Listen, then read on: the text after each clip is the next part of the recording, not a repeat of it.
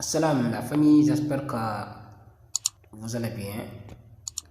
Moi personnellement je vais bien. ñu dëkk ci leçon tay bi mu concerne l'unité de l'accent circonflexe ginnaaw bi nga xam ne defoon nañ li nga xam ne moom mooy accent aigu yi ak accent grave te ñëw complété leen initialement mu waroon tay ñu wax l'accent circonflexe te mooy chapeau bi nga xam ne moom mooy nekk ci voyelle yi. Quand la voyelle E ne prend pas d'accent, que ñu jël accent,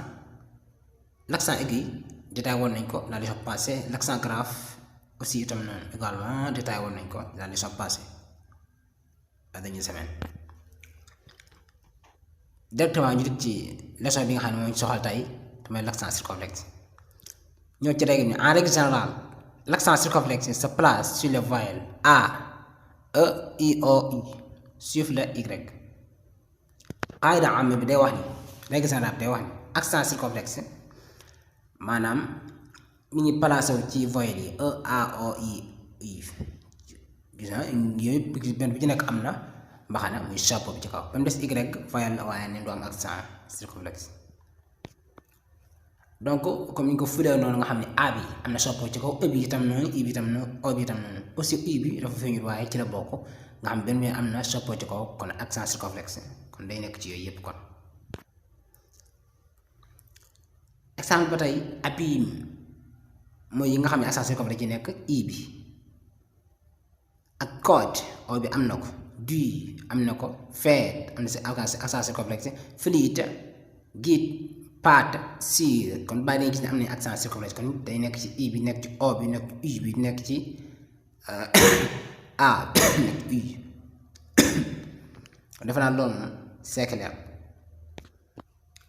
L'accent circonflexe indique souvent la disparition d'une E ou d'un S. L'accent circonflexe lépp bëri day leeral benn li mu junj mooy benn disparition mais benn nëbbatu koo xam te ne si ni benn voyelle moo ko nëbb maanaam E moom moo nëbbatu wala S daal nëbbatu moom accent circonflexe ñëw daal koy remplacer. ni ki âge lam nekkoon originellement asliyan lii la woon ce qui fait autrefois EAGE loolu nekkoon asliyan cosaannement loolu la woon léegi ñu daal dagg li nga xam ne moom mooy E bi couleur bleu ñu dagg ko supprimer ko day jël A bi teg ci kawam benn chapeau mi mbaxane bi ñu koy tuddee accent circonflexe bu dee remplacer E bañ fa daggee ñu ko noonu ngay gisaat ci test S bi lañ dagg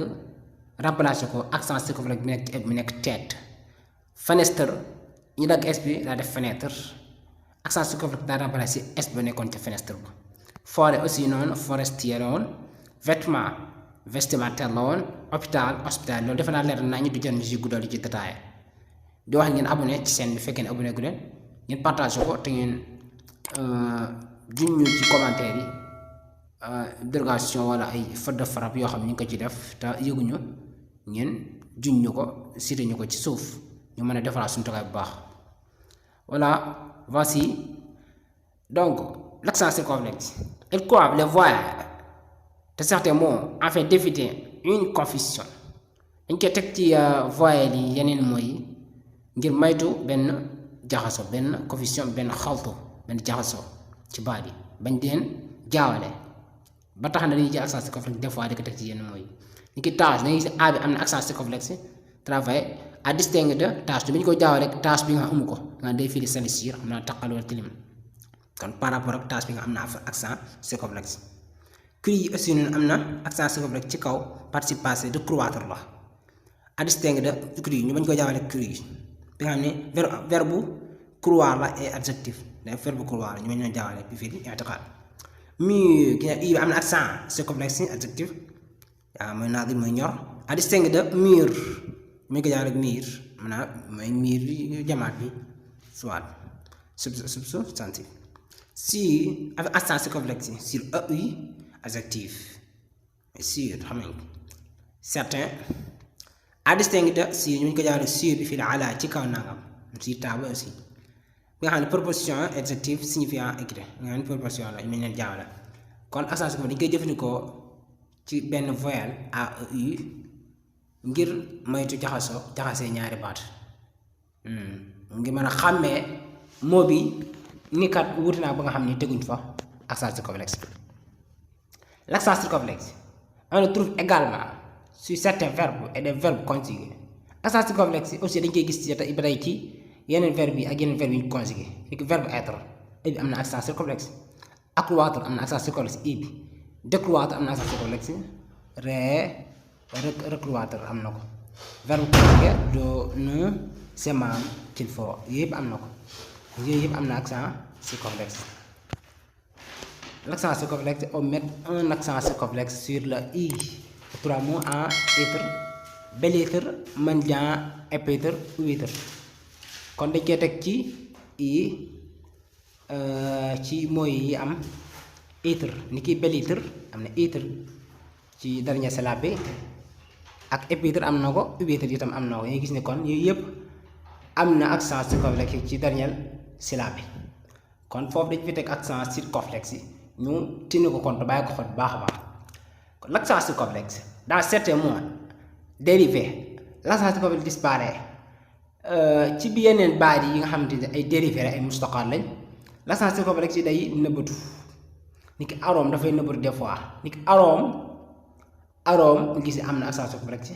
aromatique gis ni changé dafa disparaître nëbbatu la gis ci o bi noonu jaune da koy ñu koy distinguer waaye ni foofu amul accent circonflexe par rapport ak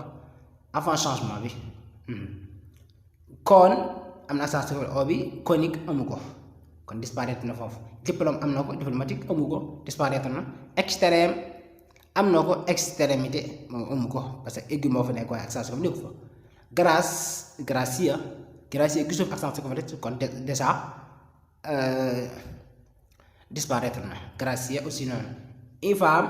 am na kii bi waaye infâme yi amu ko. Paul kon j'espère que c'est clair ndax boo si jëlee benn rek jox ci misaal rek déjà day valable ci des yëpp loolu des naa bokk ci dañ ko ci rejeté l'essentiel moom est placer les accents dans les phrases suivantes jël accent yi nga loo ko ci phrase yi dikk. Le bûcheron se promène dans la forêt. Bûcheron bi